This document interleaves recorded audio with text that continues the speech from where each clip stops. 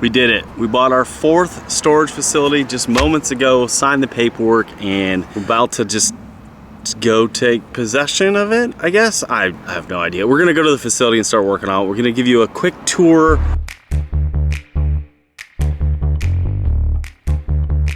I'm excited. This facility has a lot of potential. It's in a great town. It's in a great area, Middle Georgia. It's not too far away from our South Georgia facility, which I'm super excited about to have. Multiple facilities here in Georgia. Georgia's just a great town, great state to operate in, but also it's got great clientele. People need storage, people are moving here, and it's one of those things that it's gonna empower us. It's gonna empower us to do the things that we wanna do in this life, which is, you know, have some adventures, have some fun, but also provide a great service for people needing self-storage. And they also call it mini storage here in Middle Georgia. What do you call it? Self-storage, mini storage, warehouses, what do you call it? I call it self-storage, but what do you call it? Leave it down below in the comment section. Greatly appreciate it. Let's take you on a tour of the facility right now.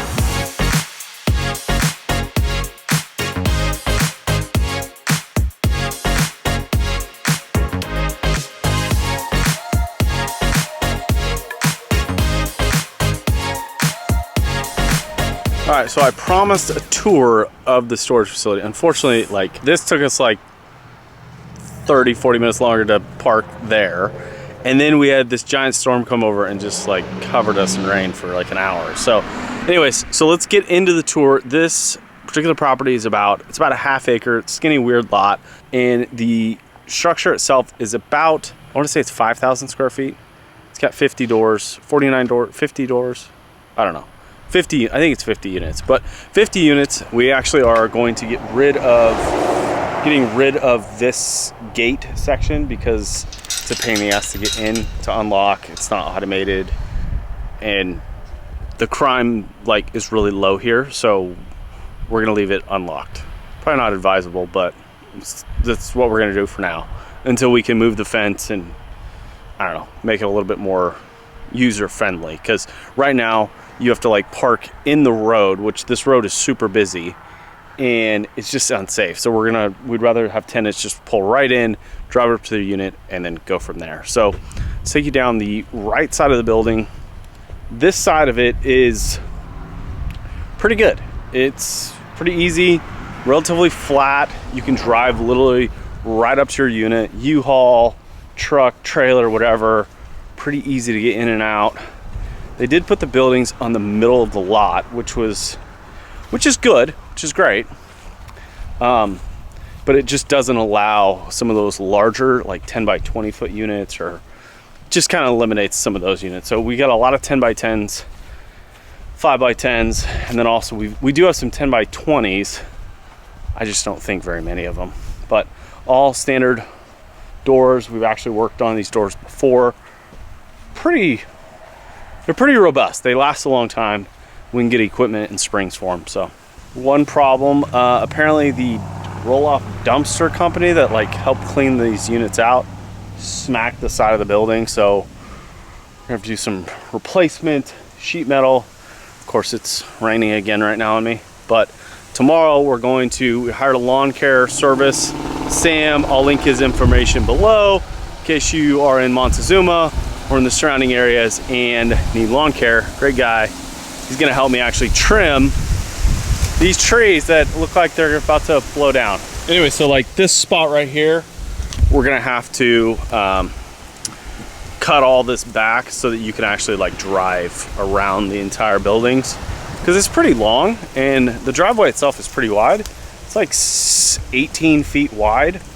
So eventually we might be able to add some like additional like 5 by 10 units or 10 by 10 units, some skinnier units down alongside this property. But buildings were probably, I think they were built like in the early 2000s, late 90s.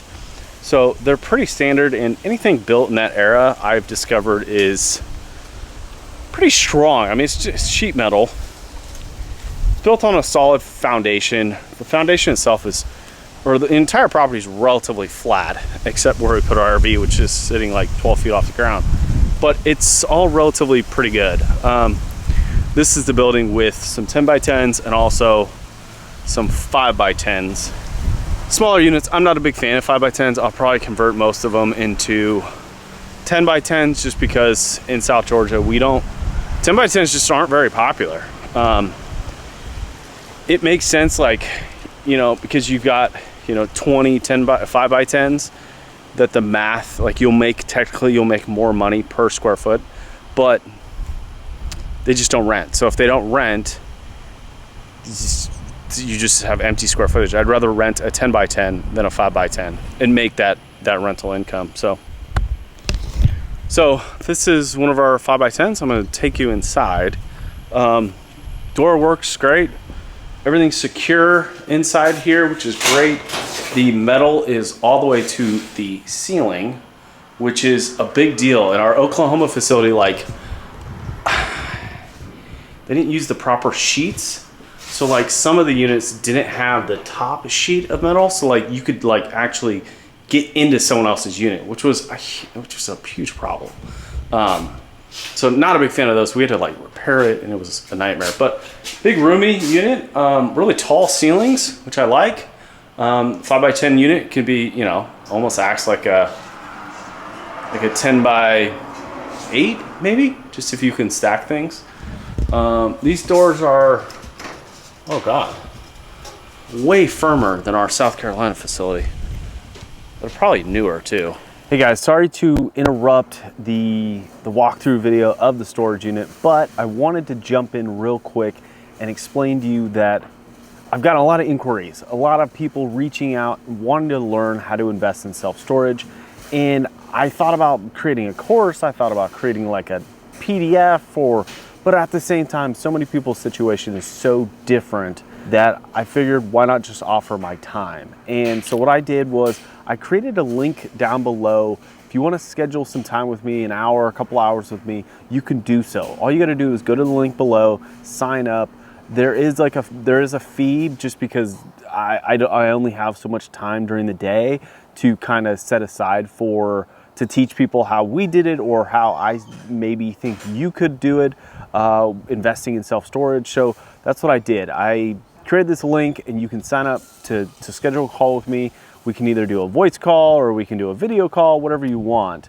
But there's a link down below to learn how to get in contact with me and be able to, you know, hear my guidance or maybe hear what I would do in your particular situation if you want to get into investing in self-storage, because this has absolutely been an incredible life change. We've done this for now 6 years and we've been able to travel the world at the same time managing our facilities, but also acquiring more facilities. And it's just something that we're really excited to share with you. So if you're watching this video and are thinking about you might need a mentor or someone to coach you or someone to just bounce ideas off, go sign up below. It will be well worth your time, well worth your investment. And also it'll be a good idea just to connect with someone else as crazy as I am to invest in self-storage. And you'll have a friend in that network. So really appreciate it. Enjoy the rest of the video. Cheers. Anyway, so that's the tour of the facility. But later on, I'll take you on a tour of like the 10 by 10s. And we're gonna go into every single one of these units, at least ones that aren't rented.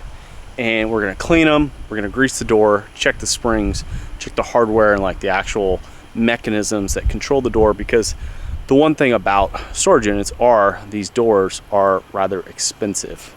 I think they're like anywhere from like $325 to like $800.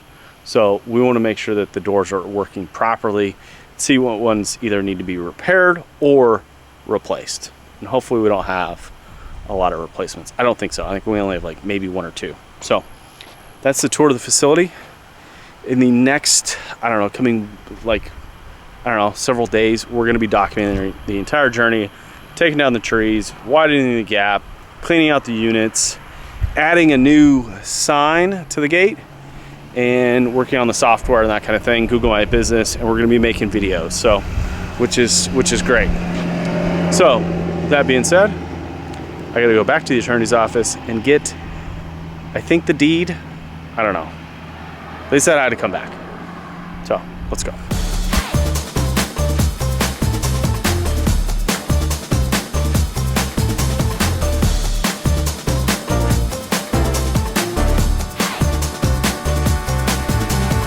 All right, so we are currently the background noise that you hear right now. We've got our generator hooked up where it's hotter than heck down here in middle Georgia, Montezuma, Georgia. But so we got the gas generator running, powering the RV, cooling us down, and trying to get away from these gnats. But Chase and I are actually we're going to be putting up our new sign. We didn't know the measurements of this particular sign, as you can see that right there.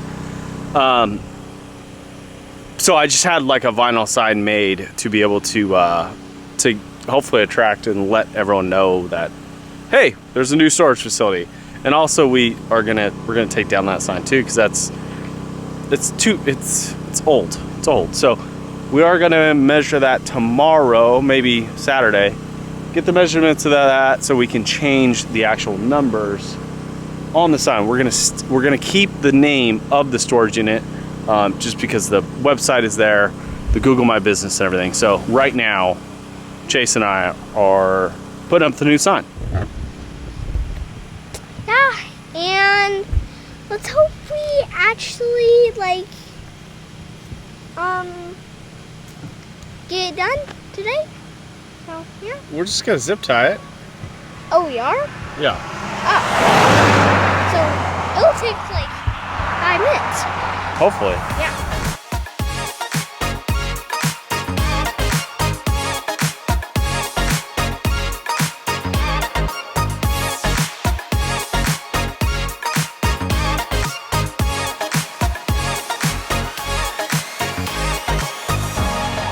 So I think it looks, I think it looks okay. It's definitely not like the greatest sign in the world, but I think it'll work for right now.